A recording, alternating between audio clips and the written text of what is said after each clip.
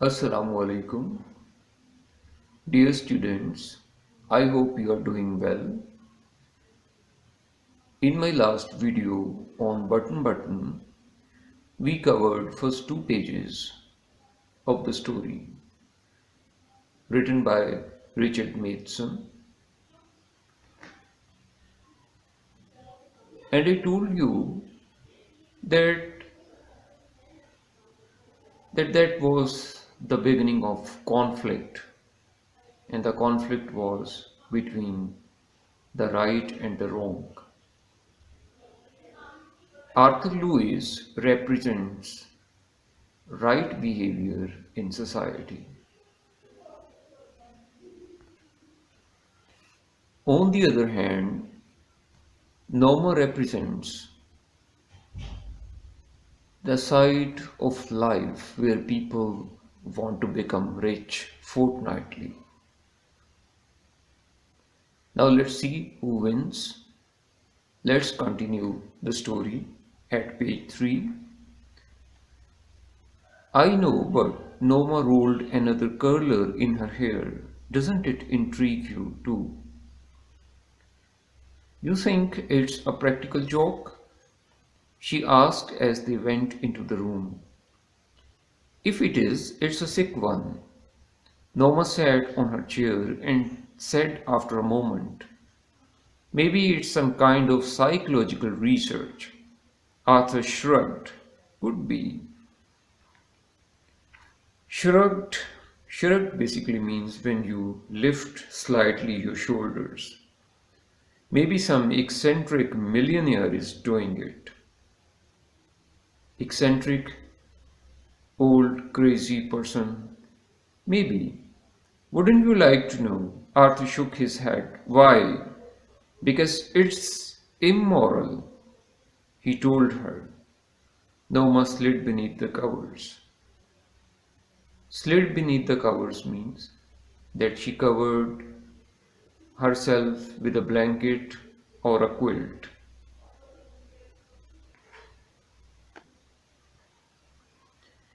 Well, I think it's intriguing, she said. Arthur turned off the lamp. Good night, he said. Norma closed her eyes. $50,000, she thought. In the morning, as she left the apartment, Norma saw the card house on the table. House, two halves or two parts of the card. Impulsively, she dropped them into her purse. Impulsively, when you do not have a control and you do things, you know, without getting control over yourself. She locked the front door and joined Arthur in the elevator. While she was on her coffee break, she took the card halves from her purse and held the torn edges together. Only Mr. Stewart's name and telephone number were printed on the card. After lunch, she took the card halves from her purse again and scotch taped the edges together. Why am I doing this? She thought. Just before 5, she dialed the number. Good afternoon, said Mr. Stewart's voice. Norma almost hung up. Hung up means to end a telephone conversation. But restrained, she stopped herself to end the call. She cleared her throat. This is Mrs. Lewis, she said. Yes, Mrs. Lewis. Mr. Stewart sounded pleased. I'm curious. That's natural, Mr. Stewart said. Not that I believe a word of what you told us. Oh, it's quite authentic, Mr. Stewart answered. Well, whatever, Norma swallowed. When you said someone in the world would die, what did you mean? Exactly that, he answered. It could be anyone. All we guarantee is that you don't know them. And of course, that you wouldn't have to watch them die.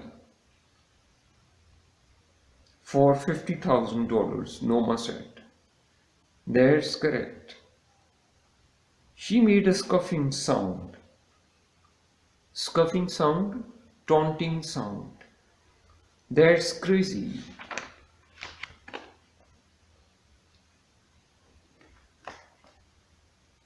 Now, here, at this part of the story, we come to know that Noma is completely tempted and she is fully snared by the temptation of, of Mr. Stewart. She wants to become rich. She wants to follow her dreams. Following dreams is not a sin. But for some people, path is very important.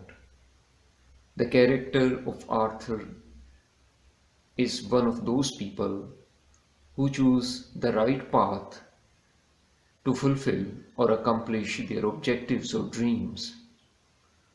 On the other side, the people like Noma, for them ends are more important than means. They believe that gains are important. The path which leads to those gains, that is secondary. Let's continue our reading. Now get at page 4. Nevertheless, in spite of this, this is the proposition. Proposition, this is the proposal. Mr. Stewart said, "Would you like me to return the button unit?" Now he realizes that she is interested in the offer. Therefore, he says so. Noma stiffened. Stiffened means she became very serious and hard. Certainly not. She hung up angrily. The package was lying by the front door. Noma saw it as she left the elevator.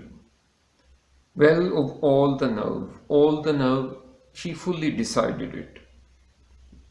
With full seriousness, she thought. She glared at the curtain as she unlocked the door. I just won't take it in, she thought. She went inside and started dinner. Later she went into the front hall. Opening the door, she picked up the package and carried it into the kitchen, leaving it on the table. She sat in the living room, looking out the window. After a while, she went back into the kitchen to turn the cutlets in the broiler. Cutlets, something like a kebab or kabab. Broiler, a special part of the stove. She put the package in a bottom cabinet. She'd throw it out in the morning. Maybe some eccentric millionaire is playing games with people, she said. Arthur looked up from his dinner. I don't understand you. What does that mean? Let it go, he told her. Noma ate in silence. Suddenly she put her fork down. Suppose it's a genuine offer, she said. Now, the text we have recently read, we know under her desires to become rich, she talks to Mr. Lewis, who returns the package to her, and finally she decides to carry the package and get her in her home, and now she is with discussion, or she is trying to convince her husband that it would be all right if they push the button for the welfare of both of them.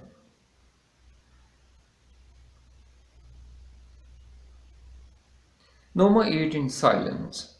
Suddenly she put her fork down. Suppose it's a genuine offer, she said. Arthur stared at her. Suppose it's a genuine offer. All right, suppose it is. He looked incredulous. Incredulous, unbelievable. He couldn't believe what he heard. What would you like to do? Get the button back and push it? Murder someone? Noma looked disgusted. Murder. How would you define it? Disgusted when you dislike to a greater extent. If you don't even know the person, Noma said. Arthur looked astounded. Astounded means shocked. Are you saying what I think you are? In fact, Arthur wants to say this. Are you saying what I think you are trying to say? If it is some old Chinese peasant 10,000 miles away, some diseased native in Congo. Congo is a country in Central Africa. Its full name is Democratic Republic of the Congo. Now she gives her own, logic that if some Chinese dies, what does it matter at all? And what about an African? If an African dies in Congo, that wouldn't be a big thing. How about some baby boy in Pennsylvania? Arthur countered. Countered means he returned. He tried to give an argument and he said, when you don't know who is going to die, it can be someone who is a US citizen. It's not all about someone who is far, far away from you.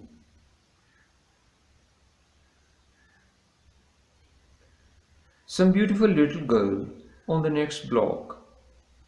Now you are loading things. Loading things means now you are making it more serious than it is actually. The point is, Noma, he continued, what's the difference who you kill? It's still murder. And I personally believe that this is the essence of the story, that it's not all about who is being killed or who is killed. Murder still remains a murder. The point is, Noma broke in. Broke in means she interrupted. If it's someone you have never seen in your life and never will see, someone whose death you don't even have to know about, you still wouldn't push the button? Arthur stared at her, appalled. Appalled means horrified, terrorized. You mean you would? You mean you would means, Arthur asked, do you think that you would push the button? $50,000, Arthur. And he replies, what has the amount to do with it? $50,000, Arthur, Noma interrupted. A chance to take that trip to Europe we have always talked about. Noma, no. Well, here, this is perhaps the climax of the story in which the conflict that's rising, it's very close to the climax, and you see that forces of evil, which are basically greed based, and the forces of good, which are based on piety and righteousness, they are at a bigger conflict. We'll continue the story in our next lesson. Till then, look after yourself, keep reading it. Allah Hafiz.